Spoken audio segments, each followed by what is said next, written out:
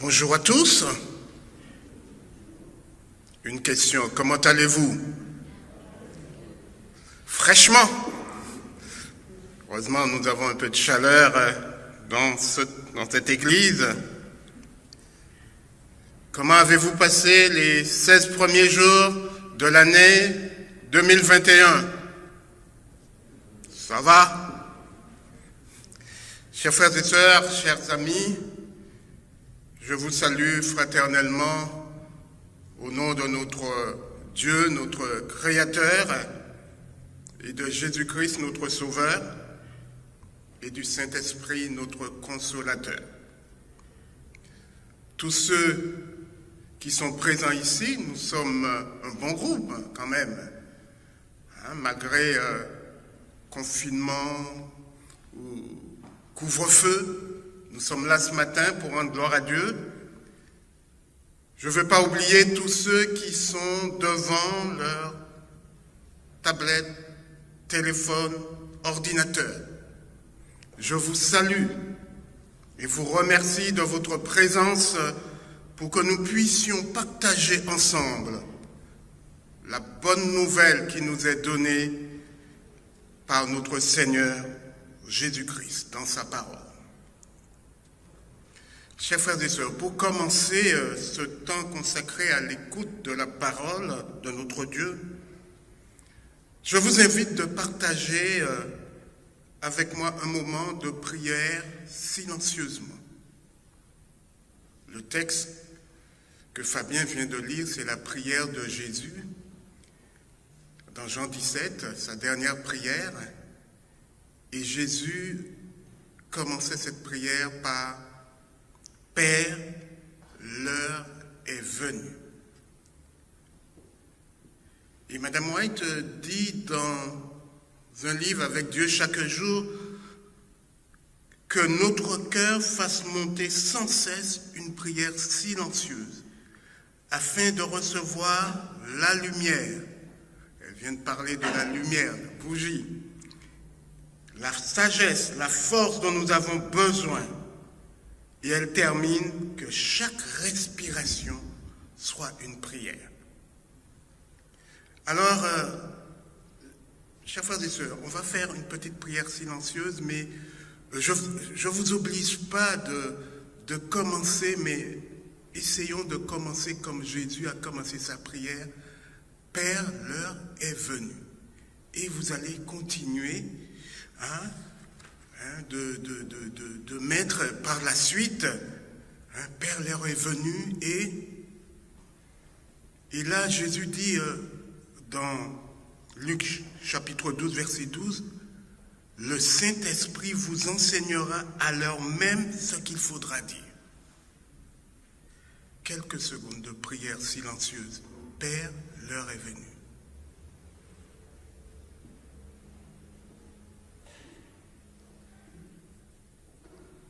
Amen. Certains peuvent penser que le temps donné pour prier fut court, mais dans Matthieu au chapitre 6, où Jésus nous donne un exemple comment prier, il nous dit au verset 6, 7 et 8, quand vous priez, vous n'avez pas besoin de multiplier beaucoup de paroles, car le Père sait de quoi vous avez besoin avant que vous le lui demandiez. Et peut-être dans vos prières, Père, l'heure est venue, car mon fardeau quotidien est trop lourd. Rends-le plus léger. Père, l'heure est venue de nous débarrasser de notre tribulation du moment. Père, l'heure est venue. Mon seul abri, c'est toi, et je veux me confier en toi. Père, l'heure est venue de te dire merci car je suis en vie et je vois tout ce que tu as fait pour moi jusqu'à maintenant. Et Jésus commence sa prière. Père, l'heure est venue. Glorifie-moi pour que je puisse te glorifier. Chers frères et sœurs, pour introduire ce temps consacré à l'écoute de la parole de Dieu, je vous invite à prendre vos Bibles, vos tablettes, portables, dans ce chapitre de Jean 17.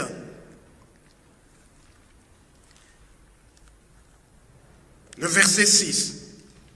Jésus dit, « Père, l'heure est venue et j'ai fait connaître ton nom aux hommes que tu m'as donnés du milieu du monde. » Le verset 9. « C'est pour eux que je prie, pour tous ceux que tu m'as donnés, parce qu'ils sont à toi. » Et le verset 11. « Je ne suis plus dans le monde, mais eux, ils sont dans le monde. » Et le verset 15, surprenant. « Je ne te prie pas de les ôter du monde. Comme tu m'as envoyé dans le monde, je les envoie dans le monde. » Peut-être certains dans nos prières, là, Père, l'heure est venue de nous sortir de cette situation du Covid-19. Et on serait surpris de dire, comme Jésus, ne nous ôte pas du monde. Chers frères et sœurs, nous sommes dans le monde une réalité incontournable. Sommes-nous conscients de cette réalité? Chers amis, Jésus nous a fait connaître le nom de son Père, non pas à côté du monde, non pas à une extrémité, mais le texte nous rappelle que c'est au milieu du monde. Sommes-nous conscients de cette première réalité énoncée dans ce texte? Jésus poursuit sa fervente prière en nous rappelant, non, il ne sera pas là dans le monde, il n'est plus dans le monde, mais nous qui réclamons être ses disciples, nous sommes dans le monde.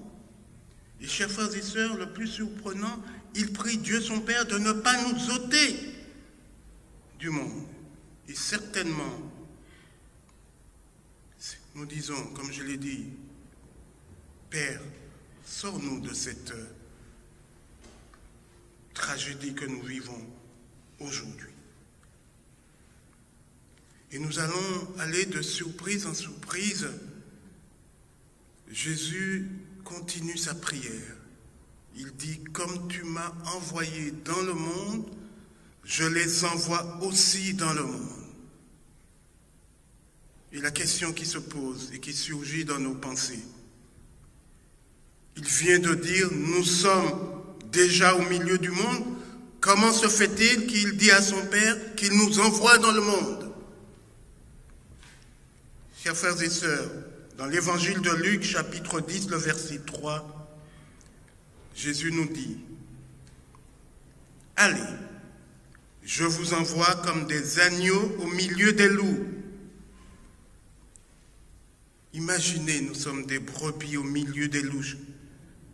Et ce n'est pas fini, Jésus précise au verset 4 de Luc 10, « Ne partez ni avec une bourse, sans aucun argent, ni sac, ni souliers. » Ça veut dire impossible de courir si les loups nous attaquent. Dans la parole de Dieu, le mot « monde » est employé pour nous révéler de multiples messages.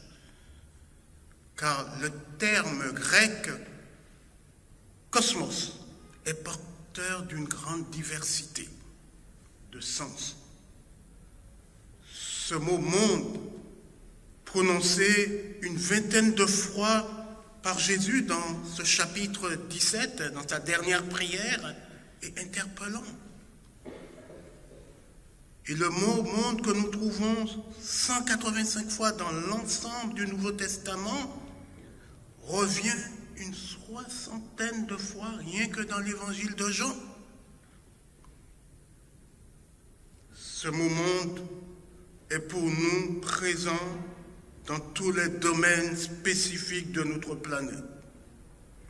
nous évoquons le monde politique, le monde religieux, le monde professionnel, le monde scientifique, le monde médical, et je m'arrête là.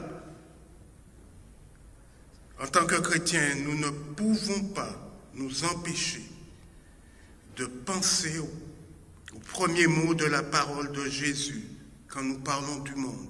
Genèse 1er verset 1er. Au commencement, Dieu créa les cieux et la terre, c'est-à-dire l'univers, notre monde et tous les autres mondes planétaires. Un monde parfait. Mais nous ne pouvons aussi nous empêcher de penser à ce texte que nous trouvons dans Jean 2, le verset 16. Car tout ce qui est dans le monde, la convoitise de la chair, la convoitise des yeux, l'orgueil de la vie, ne vient pas du Père, mais du monde. D'un côté, un monde créé par Dieu, de l'autre, un monde qui ne vient pas de lui. Mais Jésus, dans sa prière, évoque un troisième monde. Chers frères et sœurs, pas si évident que cela. Et chers frères et sœurs, pour nous permettre de découvrir ce troisième monde, entre ce monde parfait en Éden et puis le monde post-édénique, il y a un troisième monde.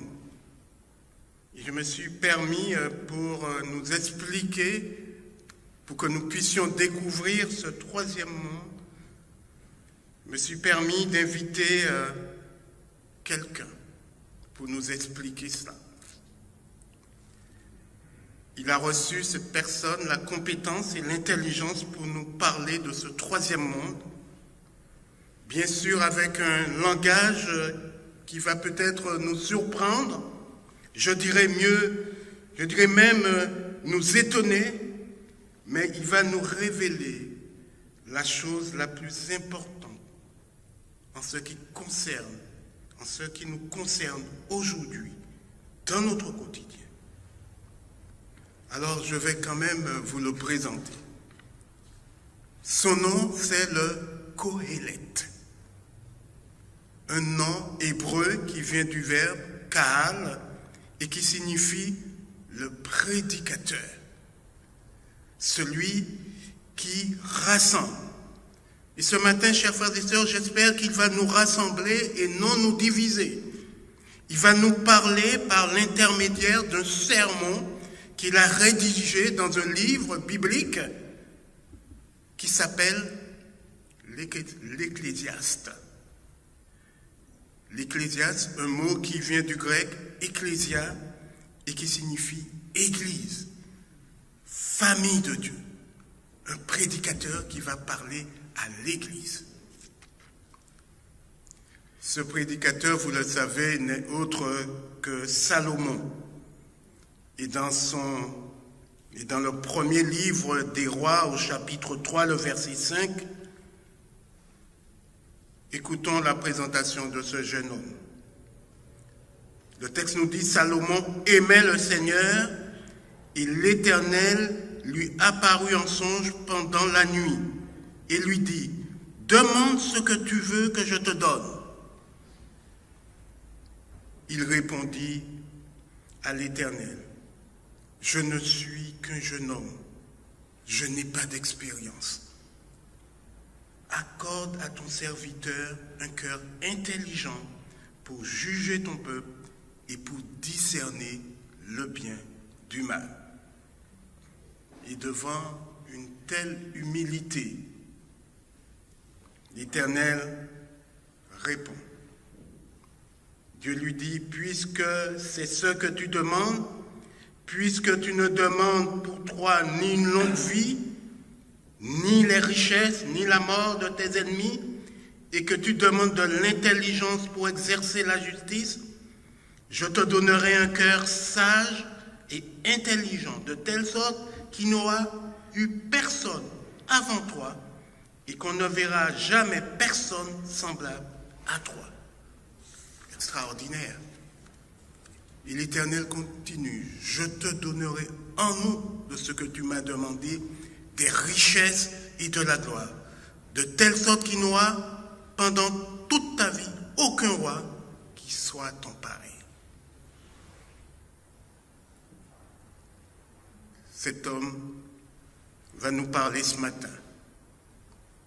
À ce moment précis où il reçoit, il n'avait que 15 ans, et il a vécu encore une quarantaine d'années, et le message qu'il nous présente, en quelque sorte, c'est un bilan de 40 années comme roi.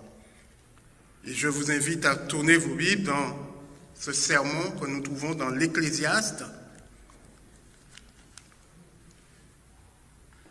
qu'on appelle le prédicateur, le Qoélète, parce que j'ai voulu le présenter parce qu'en lisant et en écoutant son sermon, nous allons être confrontés à des choses qui vont nous paraître contradictoires, avec parfois un ton dogmatique, provocateur, mais surtout interpellant. Ces propos suscitent un intérêt parce que c'est une réflexion où chacun de nous, on va se sentir concerné par ce qui nous arrive dans ce monde aujourd'hui.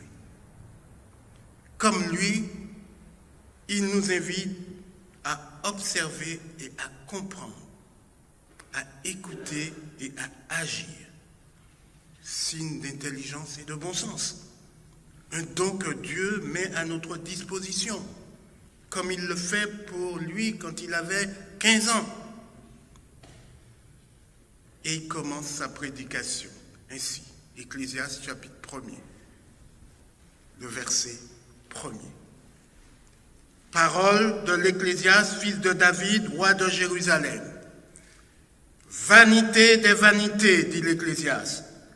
Vanité des vanités, tout est vanité. Ces premiers mots vous parlent, chers frères et sœurs?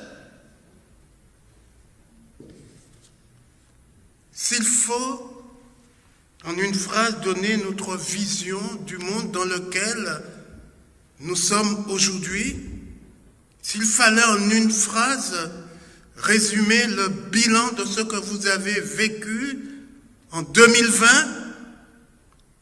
êtes-vous prêt à le faire en disant « vanité des vanités, tout est vanité » J'attire votre attention sur quelque chose qui m'a interpellé. Le Qoélète ne dit pas « tout était vanité », mais « tout est vanité ». Chers frères et sœurs, il y a une différence fondamentale entre ce qui est et ce qui était. Et si nous lisons les 11 premiers versets du chapitre 1er, tous les grands thèmes développés dans tout le livre est là, dans ces 11 premiers versets. Premier verset. Quel avantage revient-il à l'homme de toute la peine qu'il se donne sous le soleil? Je suis persuadé que la plupart d'entre nous, en écoutant spontanément ces premières paroles, nous sommes amenés à dire « Je veux bien qu'il y ait beaucoup de choses qui ne vont pas bien dans ce monde, mais dire que tout est vanité, oh, il y a à prendre et à laisser. » Et on pourrait se poser la question, comment les premiers mots d'un livre de la Bible, parole de Dieu, soient teintés de pessimisme. Ici, d'emblée, tout est vanité. Est-ce que ça vaut la peine de vivre?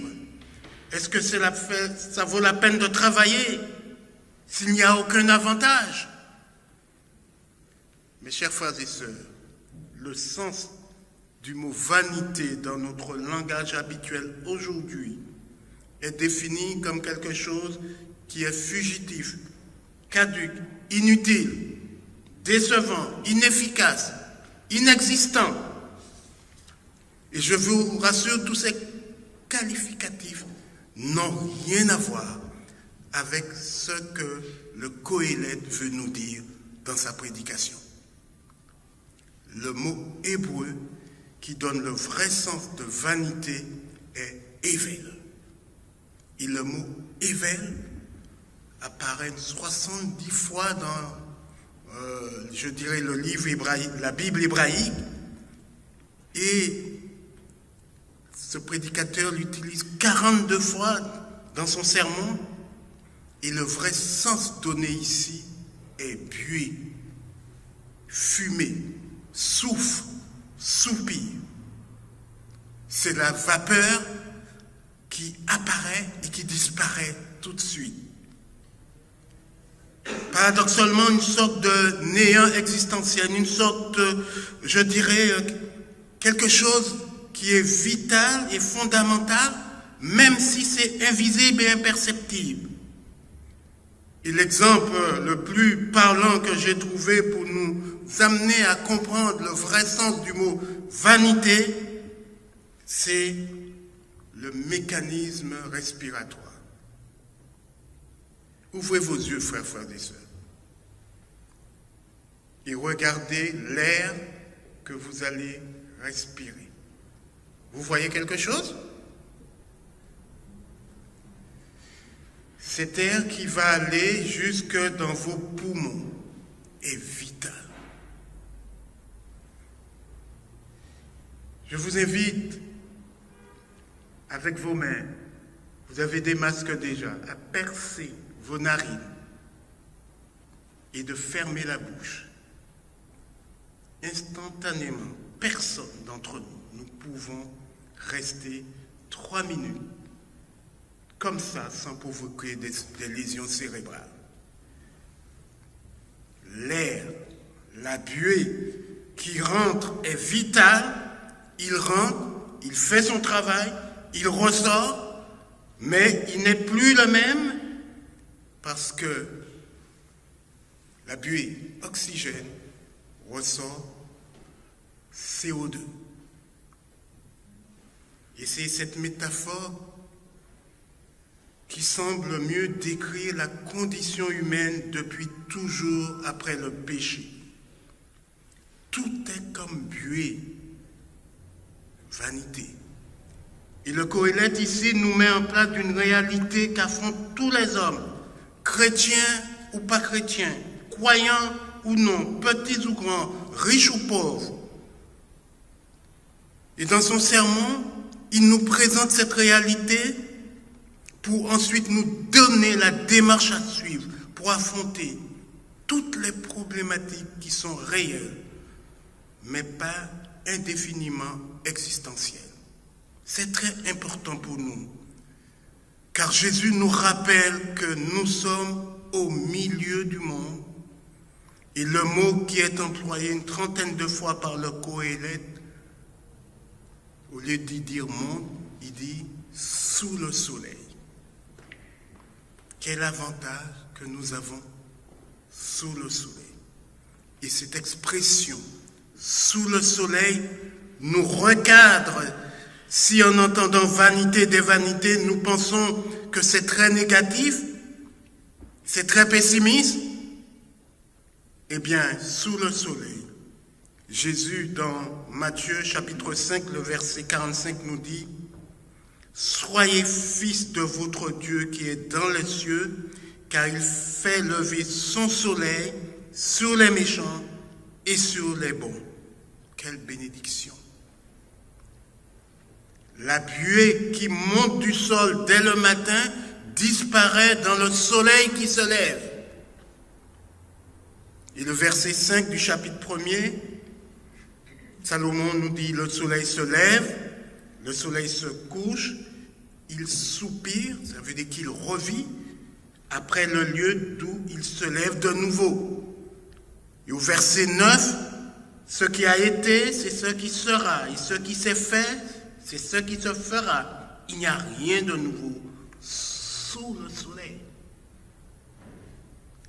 Et pour comprendre ça, Hébreux 13, le verset 8, Jésus-Christ, nous dit le texte, le soleil de justice est le même hier, aujourd'hui et éternellement. Dans ce message qui nous est donné par le Qoéleth, la vanité existe, Elle existera tant qu'il manquera ce troisième élément que nous venons de lire dans ce texte d'Hébreu. Hier, aujourd'hui, et il manque éternellement dans la vanité. Le troisième élément qui nous est donné par ce verset d'Hébreu 13, Jésus, soleil de justice, est hier, aujourd'hui et éternellement.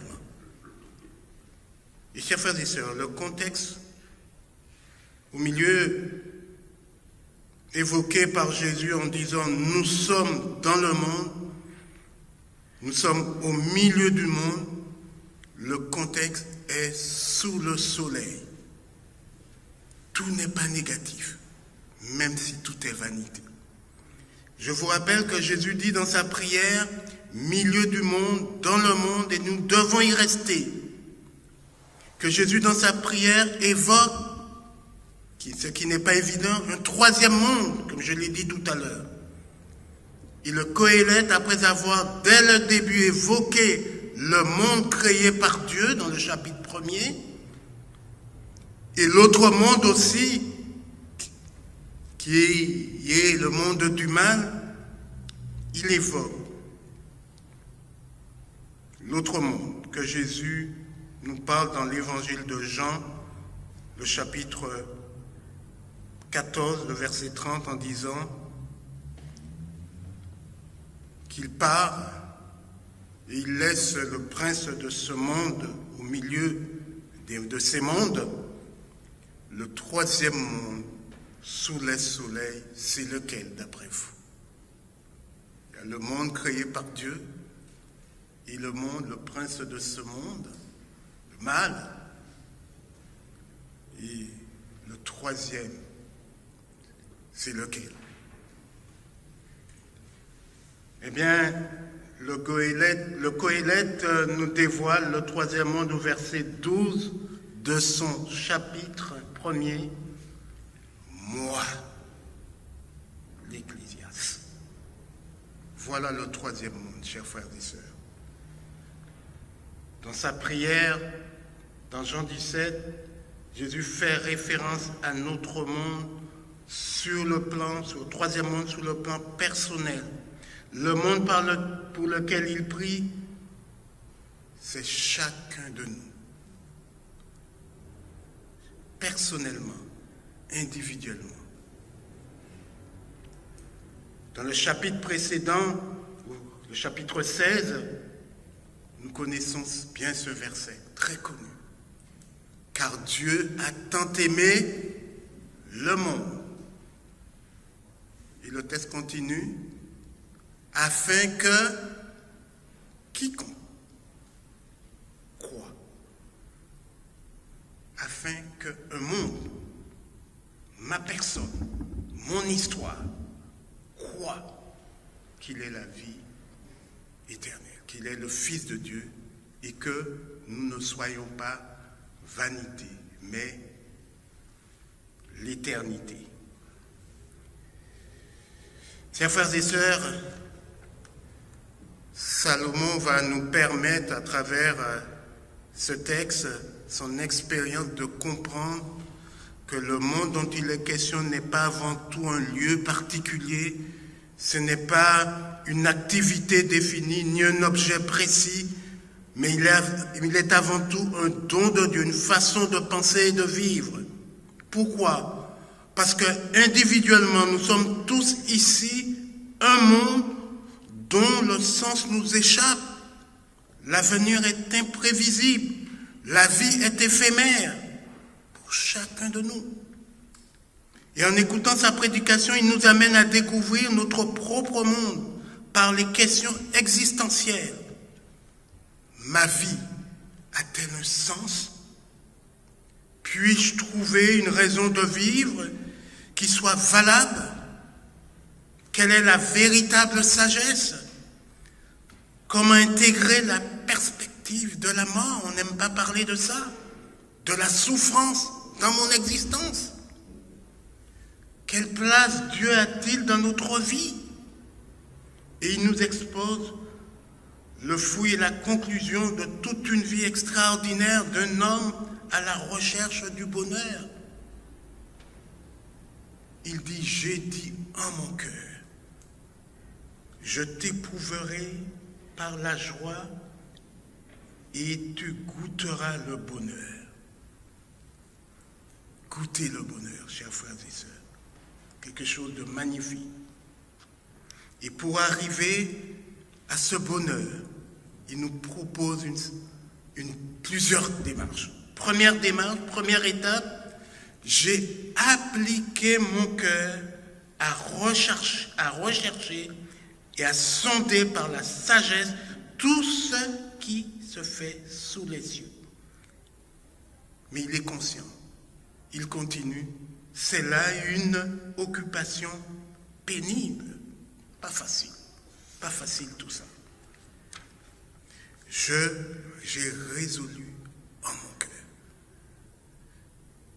Nous nous appliquons à savoir ce qui se passe dans le cœur de l'autre, c'est-à-dire ce qui se passe dans un monde qui n'est pas le nôtre. Parce que c'est plus facile de critiquer l'autre, ce qu'il fait, ce qu'il dit. Mais en ce qui nous concerne, il nous dit que c'est une occupation pénible, pas facile de se regarder soi. Deuxième démarche, j'ai vu. Quelle vision, chers frères et sœurs, avons-nous du monde, du troisième monde, dans lequel on vit? Chapitre 1er, verset 14, il dit « Tout ce qui se fait sous le soleil, tout est vanité et poursuite du vent. J'ai vu sous le soleil un lieu, un endroit pour établir ce qui est juste. Il y a de la méchanceté à la place de la justice. Mais pour voir ce qui est juste, c'est-à-dire voir ce qui est bon est vraiment bon et ce qui est mal est vraiment mauvais, l'apôtre Jean, dans l'Apocalypse chapitre 3, nous dit, il nous conseille d'acheter un collier pour oindre les yeux afin que nous puissions voir. Car nous croyons voir, le texte dit qu'on est habillé, mais nous sommes nus. C'est facile de voir l'autre nu, mais sommes-nous capables de nous voir? Comment si nous sommes vraiment habillés? Vraiment ce que nous sommes. Il n'y a de bonheur pour l'homme, dit-il, qu'à manger et à boire et à faire jouir son âme du bien-être au milieu de son travail. Mais j'ai vu que cela vient de la main de Dieu.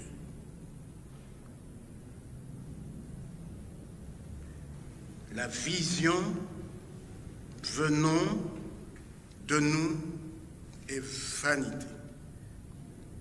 La vision venant de l'autre ou en regardant l'autre est vanité. La vision de l'autre vers nous qui nous regarde est vanité. La vision que Dieu a de nous n'est pas vanité. Dieu nous voit et il veut nous donner la vie éternelle. La troisième démarche, c'est le temps. Le temps est capital dans ce sermon. Il y a un temps pour tout, le verset 3, le chapitre 3. Il y a un temps pour tout sous le soleil. Qu'est-ce que le temps, chers frères et sœurs? À cette question, un homme qu'on appelle Saint Augustin dit, si quelqu'un me demande qu'est-ce que le temps, je le sais. Non, voilà, excusez-moi, à cette question, si personne ne me demande c'est que le temps, je le sais. Mais si on me le demande, je ne le sais plus. Et pour Benjamin Franklin, le temps, c'est de l'argent. Ces deux termes sont employés en hébreu, le terme « et », qui parle du temps d'une façon générale, et le deuxième, c'est « zeman », qui veut dire « moment propice ». Il y a le temps global et le temps « moment propice ». Et dans la pensée biblique, chers frères et sœurs, c'est le terme « aujourd'hui » qui est prépondérant. Nous n'avons aucune prise sur le passé. 2020, c'est fini. Hier, c'était hier.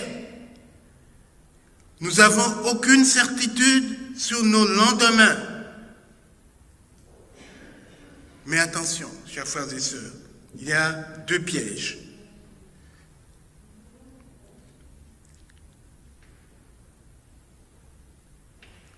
La première dans laquelle certains d'entre nous s'engouffrent, c'est aujourd'hui, c'est l'urgence. Précipitation. Il faut que je le fasse. Il faut que ça se termine. Mais la parole de Dieu nous dit, aujourd'hui, c'est le temps présent. C'est le temps pour vivre. Le temps pour vivre. L'autre piège, c'est,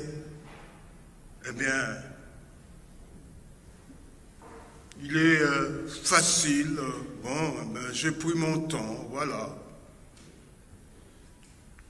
Je fais rien. Chers frères et sœurs, il faut l'avouer que ce n'est pas toujours facile.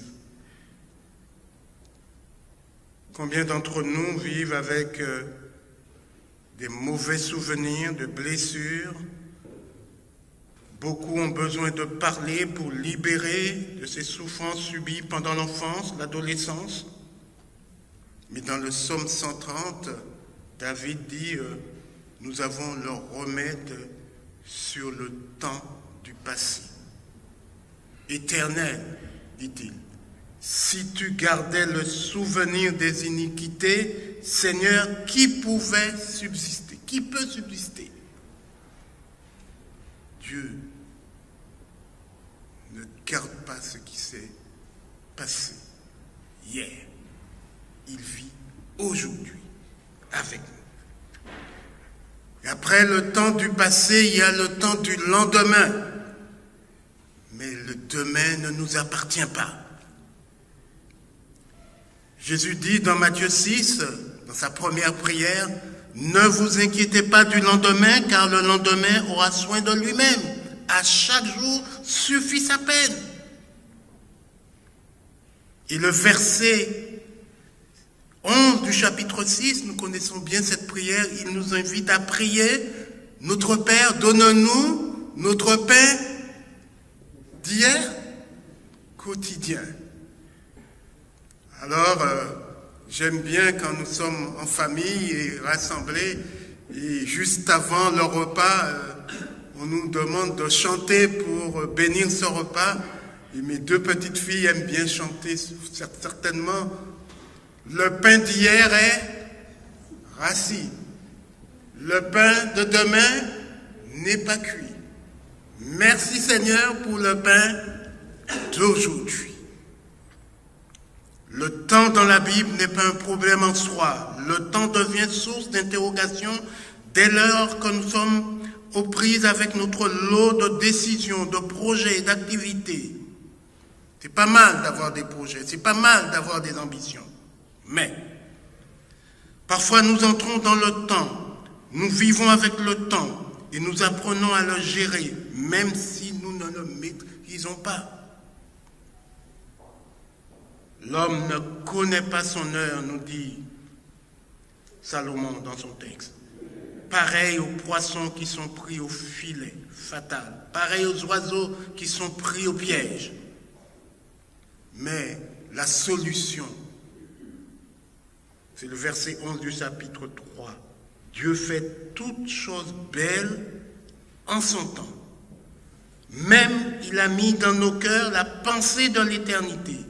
bien que nous ne puissions pas saisir ce que Dieu fait du commencement jusqu'à la fin. La sagesse vaut mieux que la force. La sagesse a de l'avantage sur la folie. La sagesse vaut mieux que l'héritage, que de l'argent. La sagesse d'un homme fait briller son visage et la sévérité de sa face change. Père, l'heure est venue pour que nous puissions écouter la fin du discours. Le Kohelet va évaluer notre vie sous le soleil dans un monde dépourvu de Dieu. Et le deuxième mot avec vanité qui est prépondérant dans son texte, dans son sermon, c'est Dieu. Il s'est efforcé de trouver les paroles agréables. Ce sont des paroles de vérité. Craindre Dieu et observe ses commandements. Il y a de bonheur pour l'homme qu'à manger et à boire, à faire jouir du bien-être au milieu de son travail. J'ai vu que cela aussi vient de la main de Dieu. Il continue. Dieu fait toutes choses bonnes en son temps. J'ai reconnu que tout ce que Dieu fait durera toujours et qu'il n'y a rien à ajouter et rien à retrancher et que Dieu agit ainsi afin qu'on le craigne. Celui qui craint Dieu échappe à toutes ces choses, surtout à la méchanceté, à l'excès. Craindre Dieu, c'est tout simplement nous humilier devant lui et lui donner l'honneur qui lui est dû. Père, nous sommes dans le monde. Ce que nous entendons, ce que nous voyons, ce que nous contemplons, ce que nos mains touchent concernant ta parole de vie, surtout la vie qui est en nous pour te rendre témoignage, pour être en communion avec toi, le Père et son Fils, Jésus-Christ. C'est Jean qui nous parle dans son épître comme cela. Et il continue, voyez quel amour que le Père nous a témoigné pour que nous soyons appelés enfants de Dieu, et nous le sommes. Si le monde ne nous connaît pas, c'est qu'il ne l'a pas connu. Pour conclure, bien-aimés, nous sommes maintenant enfants de Dieu. Car l'amour de Dieu consiste à garder ses commandements, et ses commandements ne sont pas pénibles.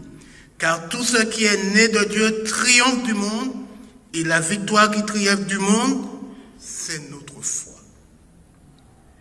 Qui est celui qui a triomphé du monde? Sinon celui qui croit que Jésus est le Fils de Dieu. Père, l'heure est venue. Glorifie ton Fils, Roger, pour qu'il te glorifie.